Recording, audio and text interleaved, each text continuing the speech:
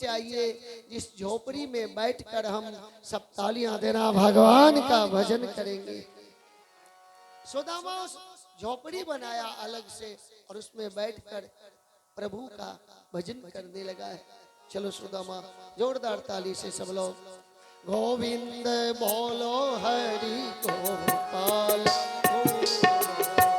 गोविंद बोलो हरि गोपाल बोलो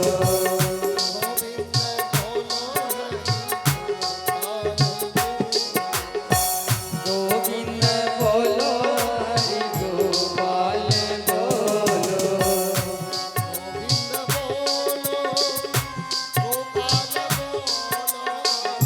गोविंद बोलो गोपाल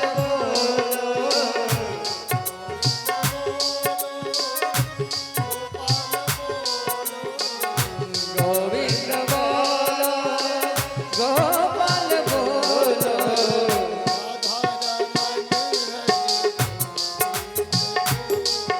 ओ राधा रमन हरि गोविंद बोलो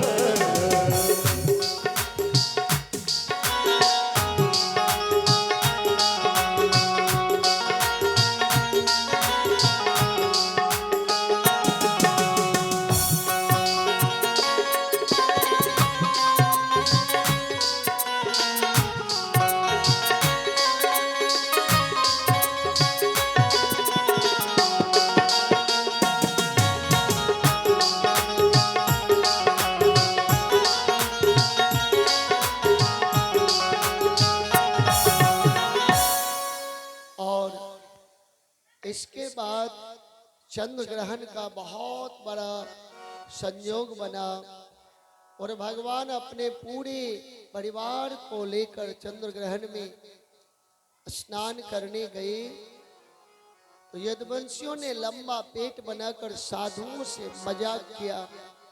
साधु क्रोध में आए और साप दे दिया कि इसके पेट में मूसल है और यही मूसल तेरे वंश का संहार करेगा। यदुवंशियों ने उस मूसल को काट काट कर समुद्र में फेंक दिया। वो बहते बहते किनारा लगा और एरिका नाम का घास बन गया, पौधा बना। यदुवंशी आपस में लड़के कट के मरे। अब भगवान के सामने नंद बाबा और यशोदा मैया आए। प्रभु अब आप अपनी लीला करके जाओगे, हम दोनों को आशीर्वाद दे दो। भगवान ने कहा बाबा आप जब जब संसार में आओगे तो आपको मेरा बाबा बनने का सौभाग्य मिलेगा। हम आपको बाबा कह के पुकारेंगे। आप गोकुल में चले जाओ, मेरा भजन करो। इसके बाद वसुदेव देवकी आए आंख में आंसू लेकर, बोले लाला कंस के कारागार में मैंने तेरे लिए बहुत कष्ट उठाया, अब अंत समय में मुझे भी वरदान दो। भगवान ने कहा पिताजी मैं धरती पर जब जब आऊंगा तब तब आपको मेरा, सब तालियां देना, पिता बनने का सौभाग्य प्राप्त होगा।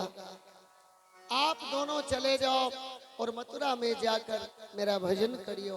दोनों अपने महल आए। ग्वाल बाल